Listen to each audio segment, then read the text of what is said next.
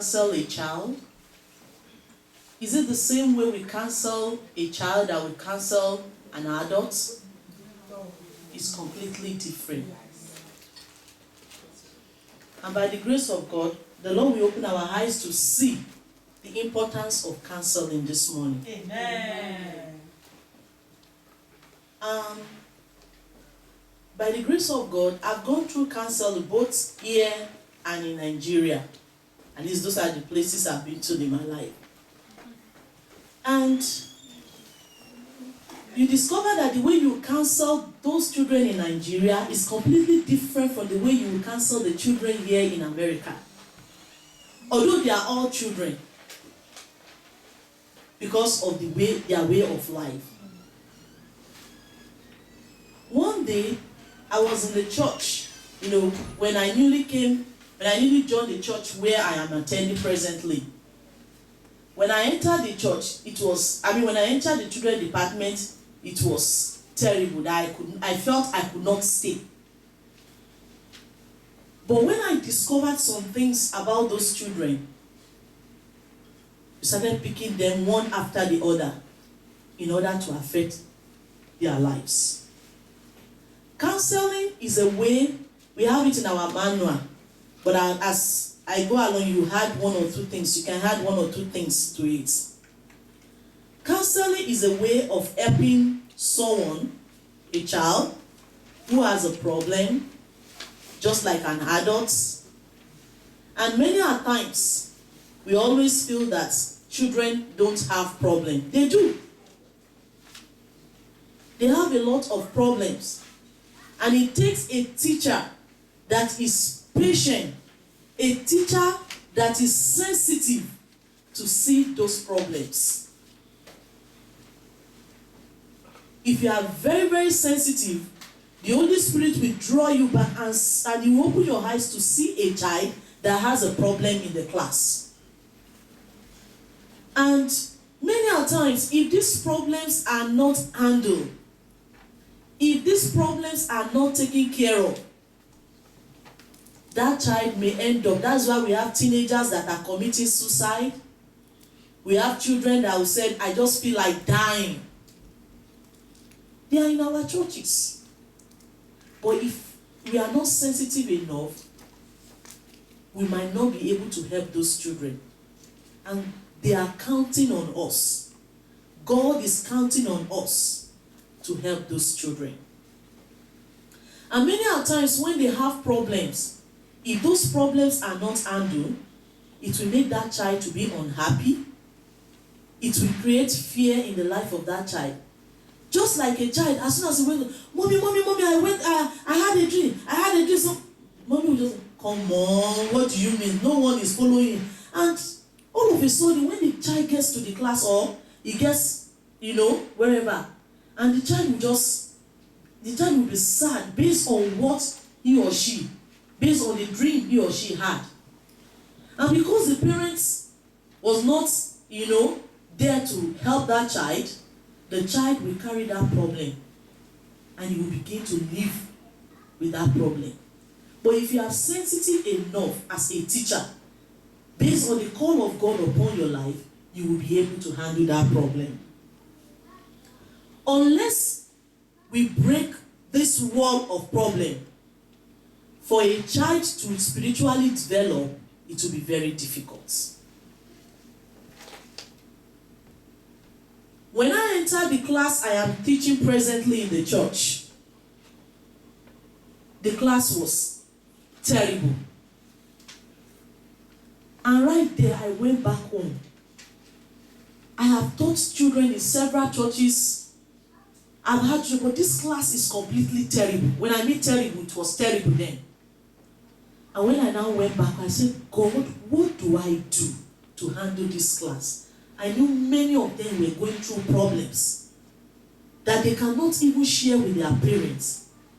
And when I ended up knowing the problem these children have, I could not even close my mouth. I could not even believe it. The first thing I did was that I discovered that they were going through something. I gave them room that this is my phone number. You can call me at any time. I knew some of them had something in them that they need to share with somebody. And that if they don't share with somebody, if they continue this way, it may end up in another way. And all of a sudden, one of them called me. He said, I wasn't even expecting it. One of them called me, Auntie, I have something to discuss with. I was at work, but I went to the basement of where I was working just to receive that call. When I discovered it was a child, because that was what I was led to. Let me give them my number. Maybe through this way, we'll be able to handle their problems. And when these numbers were shared, what the child told me, I was really surprised. I said, do I need to share with your mother? She said, yes. And when I called the mother attested to it, and she knelt down and she was crying. That do I need, did she tell me this? I said, yes. Did she really tell me this? I said, yes. The mother was crying. She said, yes, that is what she has been going through. That is what she has been. And the girl she doesn't even know how to handle it. She doesn't even know who to discuss with. Because she feels that every parent she discusses, if she discusses with anybody, they might scold her, talk to her in a very bad way, in an annoying way. And when she told me all these things, we were able, by the grace of God, to handle it. That is the power of counseling. For you to be able to counsel a child successfully, I said it once, that we must be very, very sensitive. Sometimes the child may be ignorant of the root of his problem. He might not even know where this problem is coming from. He's ignorant. He doesn't know where this problem is coming from. But as you are sensitive enough to see this problem, you'll be able to, teach the child, groom the child up, talk to the child, and the child will be able to see where this problem is coming from. And both of you will be able to undo it. And it will help the child. Why is counseling very important? I have mentioned it. Counseling is very important. It focuses on individual and specific needs of a child. We are not talking of counseling them generally in the class, talking to them generally in the class. It will help you to handle child according to their problem. I have a child in my class. He's always quiet. He won't say anything to anybody. He will not fight. He will not disturb. He will not say anything to anybody. And I said, I must know the problem of this child. If you ask him question, he won't say anything. If you don't ask him question, he won't even raise up his hand to answer any question. And one day I called him. I said, what is your problem? He said, I just want God to heal my brother. And he was crying. That is the problem of that child. And there's nothing you can do that will make that child to go high. You just want this problem to be solved in order for him to do what? To go high. And that is the importance of prayer. And we were able to pray together. And that relieves that child. And as God will have his way, he now believes that it is only God. Because in his own context, he feels that if there's something he can do to help his brother to get healed, he would have done it. But I now open the eyes of that child to see that there's nothing you personally can do. The only thing you can do is for us to keep praying for your brother. And that really relieves that child. Praise the Lord. So counseling helps us to focus on each child. Many of times we don't have time as teachers. We just want to teach and leave the class. But if you are going to counsel, you have to devote time.